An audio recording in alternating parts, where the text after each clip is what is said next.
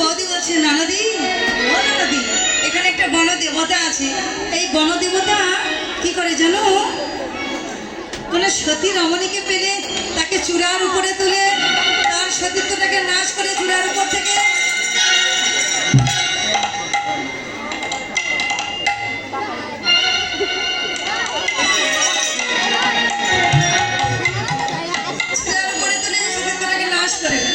কি বলে, বৌদি আমি তো আর যাবো না, বৌদি আমার বড্ড ভয় করে, আমি তো সতী রমণী। ওই বৌদি আমায় ধরো ধরো, বৌদি আমায় ধরো ধরো, বৌদি আমায় ধরো ধরো,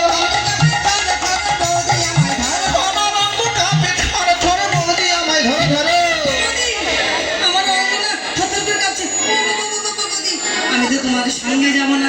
তুমি গিয়ে ভালো পূজা করবে না কালো পূজা করবে? তুমি যাও যাও, তোমার সেই তোমার সতীগণ কিনে তুমি সেই পুজো করে আসো তুমি, আমি তো যেতে পারবো না। এই যে ননদে বলছে আমায় পথ দেখিয়ে দিন, কিন্তু আসার পথ সবাই দেখাই, যাবার পথ যে যার মতো করে দেখে নিতে হয়। কি করে যাবো বৌদি? আমরা একটা মন্ত্র শিখিয়ে দিচ্ছি, এই মন্ত্রটা বলতে বলতে যা। কি মন্ত্র?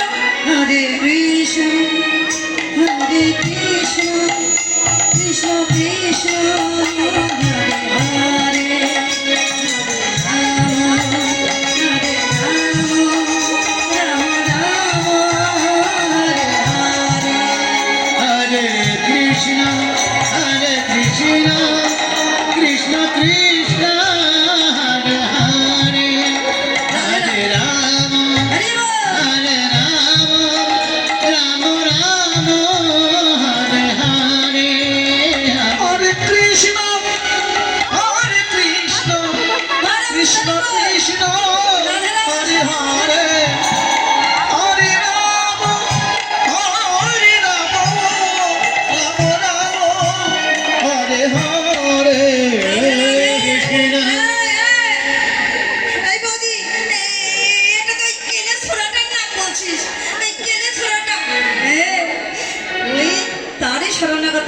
কেন জানিস?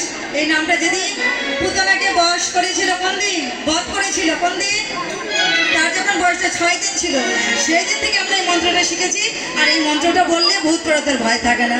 বলে এই কথাটা বলতে বলতে চলে যা নানাদি, চলে যা চলে যা। রাধে রাধে, নানাদি চলে গেছে। এবার পূজায় আমরা যাবো।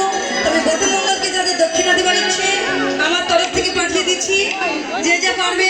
আমার অনেক দিনের আমার গোবিন্দ দাদা এসেছে, বড় দাদা এসেছে, তো আমার তরফ থেকে আমার গোবিন্দ দাদা যাবে, না ওই বড় দাদা যাবে, আর আপনাদের জামাইবাবু যাবে। হ্যাঁ, যে যা পারবেন দেবেন, কারণ আসরটা অনেক বড় হয়ে গেছে, একজনে গেলে হবে না। আমার কমিটির দাদারা বলে যদি একজনে গেলে কি হয়, আমার তরফ থেকে 2 জন যাচ্ছে, যে যা পারবেন দেবেন। হ্যাঁ, রাধে রাধে। এবার নানাদি চলে গেল।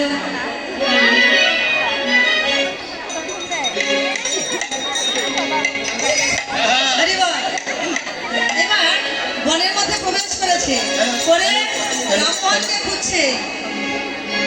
এবার কৃষ্ণ কানাইয়া বললেন, দেখ সখা, আরে নৃত্য করবে কোথায়? সবাই বসে পড়লে